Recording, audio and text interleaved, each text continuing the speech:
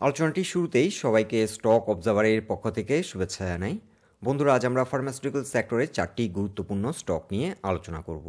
এই বছরের শুরুতেই এই 4টি স্টক নিয়ে আমরা অধিক গুরুত্ব দিয়েছিলাম এবং বেশ কয়েকটি পোস্টে এই স্টকগুলো নিয়ে আপডেট দিয়েছিলাম। তার একটি অন্যতম কারণ হচ্ছে হিস্ট্রিক্যালি এই স্টকগুলো মার্কেট পারফরমেন্সের সাথে সাথে ভালো পারফর্ম করে এবং এবারও মার্কেট কিছুটা গতিশীল হয়েছে এবং আমরা লক্ষ্য করছি এই স্টকগুলো ভালো প্রাইস অ্যাকশন করছে, ভালো ভলিউমে লেনদেন হচ্ছে।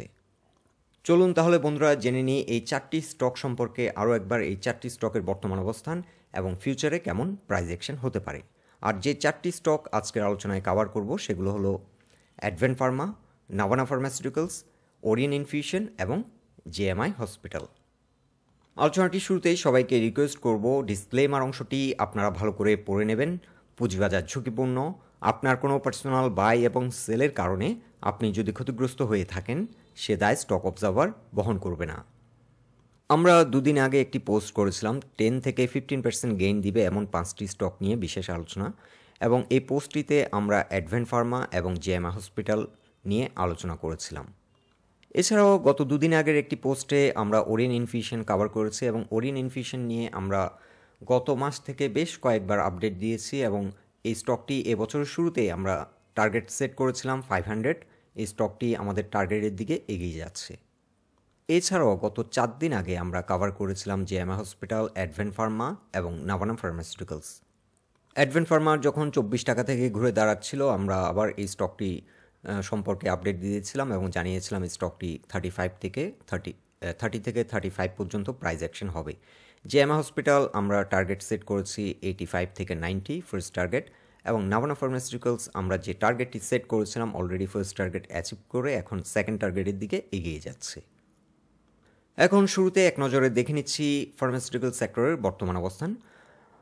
সেক্টরটি আজ দিন শেষে 429 পয়েন্টে এসে ক্লোজ হলো এবং ইমিডিয়েট একটি রেসিস্ট্যান্স সেক্টরটি ফেস করছে 430.6। এটি খুবই গুরুত্বপূর্ণ একটি রেসিস্ট্যান্স এবং এই রেসিস্ট্যান্সটিকে যদি ব্রেকআউট করতে সক্ষম হয় তাহলে ফার্মাসিউটিক্যাল সেক্টর কিন্তু আরও ভাইব্রেন্ট হবে, আরও গতিশীল হবে এবং এই সেক্টরের বিভিন্ন স্টকগুলো ভালো প্রাইস অ্যাকশন করবে।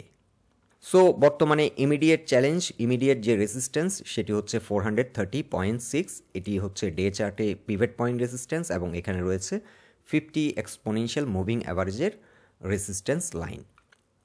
রিসেন্টলি সেক্টরটি 200 এক্সপোনেনশিয়াল মুভিং অ্যাভারেজের নিচে নেমে যাওয়ার কারণে কিন্তু অনেক স্লো হয়ে গেছিলো, কিন্তু আবারও সেক্টরটি ঘুরে দাঁড়িয়েছে এবং 200 এক্সপোনেনশিয়াল মুভিং অ্যাভারেজের উপর ঘুরে দাঁড়ানোর কারণে কিন্তু সেক্টরটি কিছুটা ভাইব্রেন্ট হয়েছে।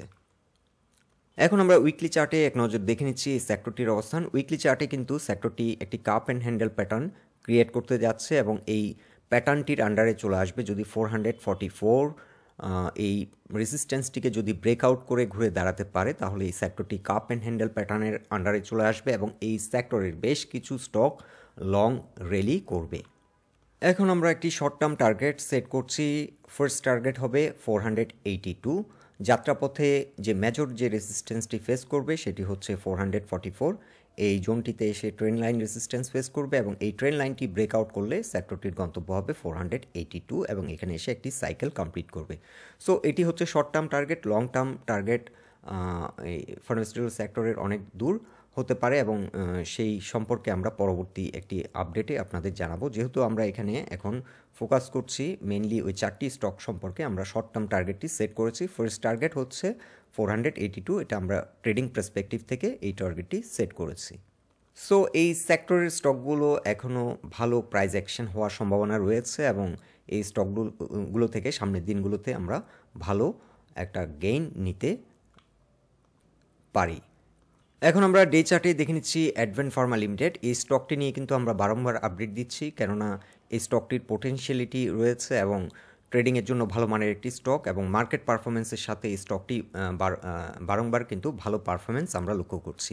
এই সময় আমরা লক্ষ্য করছি স্টকটি 22 থেকে রিলি করেছিল 32.5 পর্যন্ত, বিশেশ করে সেপ্টেম্বর 2022-তে, এবং 23তেও আমরা লক্ষ্য করছি যে 22.6 থেকে যাত্রা শুরু করে আপ টু 30+ র্যালি করে এবং ভালো একটা মানি ফ্লো নিয়ে কিন্তু ভালো পারফরমেন্স আমরা লক্ষ্য করছি। এটি ছিল 2023 জুনে এবং এবারও কিন্তু স্টকটি ঘুরে দাঁড়িয়েছে এবং রিসেন্টলি 27 প্লাস প্রাইস অ্যাকশন করে এবং এরপর সিগনিফিক্যান্ট কারেকশন হয় এবং আবারও ঘুরে দাঁড়িয়েছে।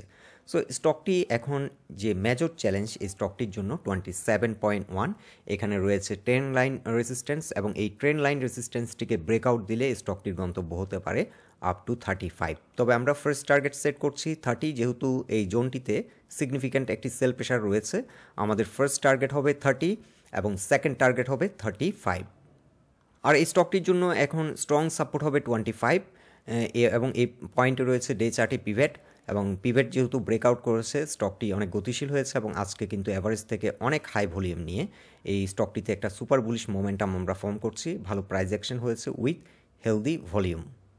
সো বর্তমানে যে মানি ফ্লো আমরা লক্ষ্য করছি স্টকটিতে, এটি অদূর ভবিষ্যতে হয়তো ভেরি সুন এই 27.23তে যে প্রাইস পয়েন্ট লেভেলে যে রেজিস্ট্যান্সটি আমরা লক্ষ্য করছি এই রেজিস্ট্যান্সটি ব্রেকআউট করবে এবং এই স্টকটি ভালো প্রাইস অ্যাকশনের মাধ্যমে আমাদের ফার্স্ট যে টার্গেটটি সেট করেছি 30, এই টার্গেটটি অ্যাচিভ করবে বলে আমরা আশা করছি। এখন আমরা ডে চার্টে দেখে নিচ্ছি নাভানা ফার্মাসিউটিক্যালস লিমিটেড এই স্টকটির অবস্থান। এই স্টকটি আজ দিন শেষে 97.4 এসে ক্লোজ হলো এবং ফিবোনাচি এক্সটেনশন চার্টে আমরা 161% যে সাইকেলটি সেটি রয়েছে 99.3, আর এই স্টকটি আজ দিন শেষে 99 পয়েন্টের আশেপাশ থেকে এটি রিজেক্ট হয় এবং দিন শেষে 97.4 এসে ক্লোজ হলো। আর স্টকটির জন্য এখন ফার্স্ট সাপোর্ট হবে 97 এবং এই সাপোর্টটিকে যদি রেসপেক্ট না করে স্টকটির পরবর্তী সাপোর্ট হবে 95.3। স্টকটির ক্ষেত্রে আমরা সেকেন্ড যে টার্গেটটি সেট করেছি 110, আর ফার্স্ট টার্গেটটি অলরেডি অ্যাচিভ করে গেছে। আমরা 90 থেকে 92 ফার্স্ট টার্গেট সেট করেছিলাম। স্টকটি আমরা যখন 82-3 লেভেলে যখন প্রাইস অ্যাকশন হচ্ছিল আমরা এই জোনে কিন্তু ফার্স্ট টাইম আমরা আপডেট দিয়েছিলাম এই স্টকটি নিয়ে এবং টার্গেট সেট করেছিলাম 92 ফার্স্ট টার্গেট এবং সেকেন্ড টার্গেট সেট করেছিলাম 100 থেকে 110। স্টকটির ক্ষেত্রে আমরা এই জোনটিতে কিছুটা সেল প্রেশার পাচ্ছি। এই জোনটিতে কিছুটা ভালো ভলিউম নিয়ে একসময় ট্রেড হয়েছিল, তবে এই রেজিস্ট্যান্সটিকে আমরা খুব একটা সিগনিফিক্যান্ট রেজিস্ট্যান্স মনে করছি না।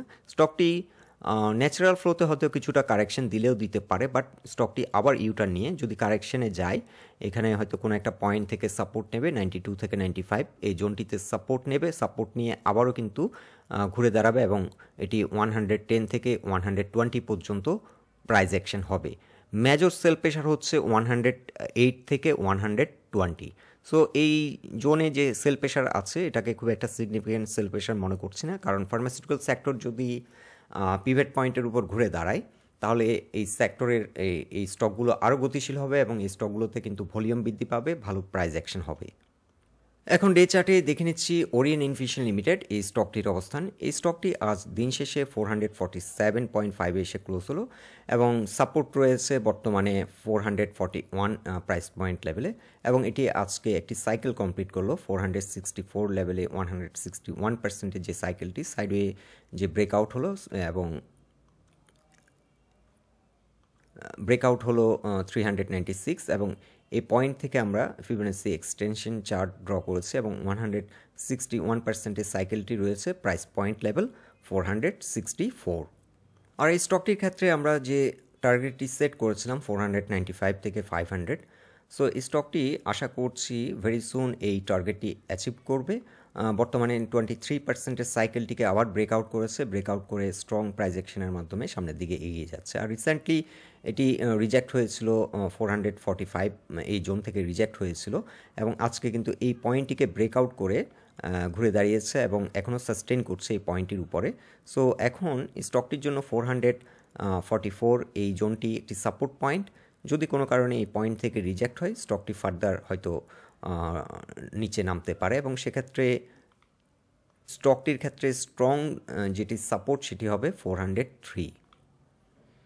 আমরা আরও কয়েকটি সাপোর্ট পয়েন্ট আইডেন্টিফাই করে দিচ্ছি। স্টকটি ট্রাভেল করেছিল আজকের দিনে আপ টু 480 এবং এখান থেকে 23% যে সাইকেলটি সেখানে স্ট্রাগল করছে সাপোর্ট নেওয়ার জন্য, যদিও কিছুটা নিচে এসে ক্লোজ হলো। কালকের দিনে যদি 448-এর উপর ঘুরে দাঁড়িয়ে যায় তাহলে 448 হবে একটি সাপোর্ট এবং এর পরের সাপোর্টটি হচ্ছে 428.7 এবং এর পরের সাপোর্টটি রয়েছে 412 লেভেলে।